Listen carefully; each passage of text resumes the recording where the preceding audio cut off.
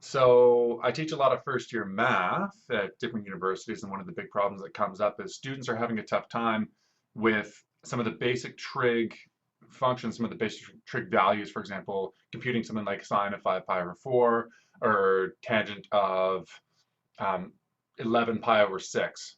Something like that might be difficult for a student who doesn't know their unit circle, which is what the unit circle is used for. So what this video is about is going to be no longer than 15 minutes, and I'm going to go through the entire, it's everything you need to know about a unit circle. Okay, so everything for about a first year math course that you need to know about a unit circle will be in this video. All the links, everything will be either in the description or in a document I'll make available for download after.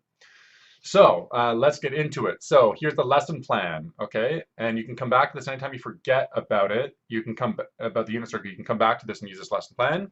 It is completely comprehensive. The objective, if you follow this lesson plan exactly, you will be a ninja grandmaster of the unit circle. Make sure you master each of these steps. So I've broken it down into 6 steps. Yeah, just make sure you understand each one. So if you miss any one of those components, you can memorize how to use the unit circle, but you won't know why it's true, and you won't be able to use that knowledge to help you solve other problems. Okay, so we need to know exactly what sine and cosine are. So you've probably learned them in terms of a triangle, in terms of a right angle triangle. You probably learned SOHCAHTOA, and that's just not a very good way to do it. So I want you to forget all of that. Okay, so yeah, forget that entirely. So let's look at this. Forget everything you know about sine and cosine. Forget all your special triangles. You don't need them. If you know the unit circle, you get all of the special triangle stuff for free. All right. So to do this, yeah, let's go to Desmos. I have a Desmos thing for you guys. Here it is here. Okay. So what's happening here? Oh, I'm going to put this a little bit more in the window for you guys. Okay. So the way you define sine and cosine, the way I want you to remember it from now on, okay? Let's just work on sine for now, okay? Sine of an angle. Remember that the sine function, it's a function, which means it has, you input things into the function and it outputs something. What are the things that you input into a trig function? Angles, okay? So it's angles that you input into a trig function. So let's say I plug in this blue angle here, and I say into the sine function. I say, what's sine of this blue angle?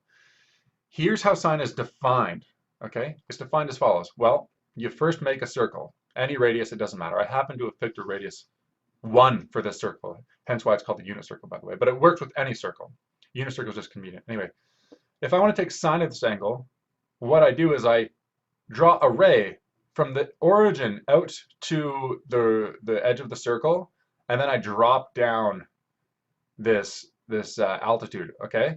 Now, I look at the height of this line and I divide that height by the hypotenuse. That's how sine is defined, okay? So sine of this angle. So I could make another angle. I could say like this angle, okay? And I could say, what's sine of this angle here? Sine of that angle there is, well, you drop this altitude and you say this divided by the hypotenuse. That's what sine of that angle is, okay? Cosine is defined similarly. Cosine is just, you want cosine of this angle? Well, you drop an altitude, you make a triangle. It's this length, it's the x coordinate of that point divided by the hypotenuse. Okay? Now, since we're working with a unit circle, what's the hypotenuse in every case of these triangles? Think for a second. Okay? It's 1. That's why we use the unit circle. That's why it's so convenient. We might as well use the hypotenuse 1 if they're all the same. Okay? Notice that if you took a circle of radius 2, 3, 4, or 5, it doesn't matter. You're going to generate the same trig values because of special triangles. But don't worry about that. That's beyond this lesson. You don't have to know that for right now. We're just worrying about the unit circle. Okay, anyway, so that's what that is. Let's go back to our lesson plan. So you now know what sine and cosine, how they are defined. Okay, the special triangles, don't worry about those.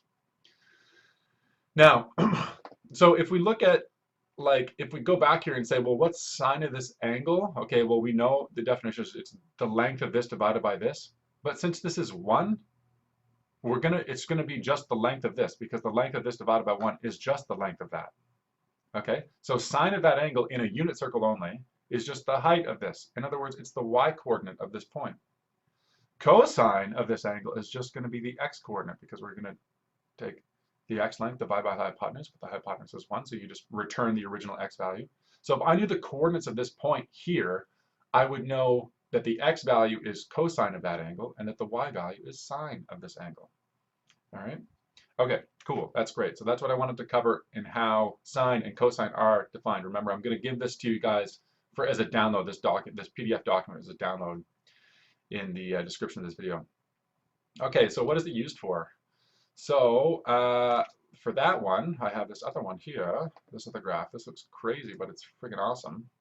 Okay, the link is provided. Don't worry, all the links are provided. What is it used for? I'm going to go through what it looks like. What it's used for is it's used for understanding the sine and cosine functions and for memorizing a few key values of sine and cosine. That's really all it is. Okay, so you know you've seen the graph of sine, which is like this red one here. See that red graph? That's the graph of sine. The graph of cosine is this blue one. The graph of tangent is the green one.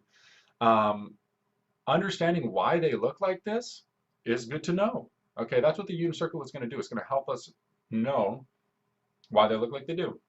The other thing it's going to do is it's going to help us memorize a few key values of sine and cosine. So if I wanted to see this circle here, this has all the angles in there.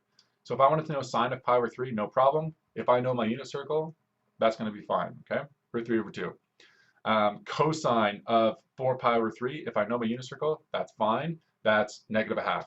Okay, and yeah, so it's for understanding the trig functions and for knowing a few key values. A lot of the time in your first year courses, you're not allowed a calculator, but you're still expected to know some of these basic trig functions at these basic values. And there's no way you're going to be able to do that without knowing the unit circle, or alternatively knowing like a bunch of special triangles. But you'd have to learn, I think there's 3 special triangles. It's just easier to learn the unit circle. It's way, way easier and way more effective, and you get way more stuff from it. So anyway, okay, so yeah, so let's look at it first. Notice how there's a red, I can't put my mouse on it because my mouse is making it move, but the red bar that's near my mouse is the height of that point, okay? Now if I divide it by the hypotenuse, but the hypotenuse is 1, sine of that angle is just going to return the length of that bar. Now where does the length start of the red bar? It starts near 0, okay? And notice that over here on my sine graph, when my angle is 0, the height is also 0. Now, as I increase this angle to about 90 degrees, there's 90 degrees, okay? What does the length of the red bar approach? It starts at 0, the length of the red bar. And as it moves up here, what is it approaching? Keeping in mind that I have a unit circle here, meaning radius 1. The length of the red bar approaches a length of 1 as I approach pi over 2, which is 90 degrees. And notice that if I go over here on this sine graph, holy shit, as I go up to pi over 2 degrees, that's why you get a height of 1 on the graph of sine. See that right there? Boom. All right, cool. Now what happens as I increase the angle from pi over 2 to pi radians, okay, which is 180 degrees? The height decreases from 1, it goes back down to 0. Okay, and look at that. That's what happens in our sine graph. Okay, so really the sine graph is just reading off values from the unit circle, the way, which is how sine and cosine are defined. Okay, now cosine in this graph here, it's the blue line at the bottom. Okay, now when our angle is 0, the cosine value starts at 1. Okay, and as this angle increases to 90, which is pi over 2, the length of that blue line decreases to 0. And what do you know? If we look at the blue graph, that's why cosine starts at 1, and it decreases to a value of 0 at 90. And then you can keep going around the circle, and you'll see that for the blue line goes to a value of -1 at pi, which is right here.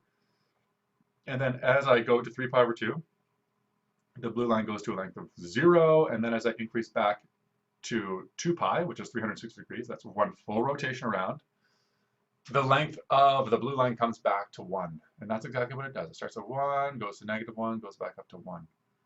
Okay, so now you should be able to see the relation between this circle and the actual graphs. Okay, awesome. So let's see what's next. Okay, we know what it's used for now. Why are there only 3 tick marks on the unit circle?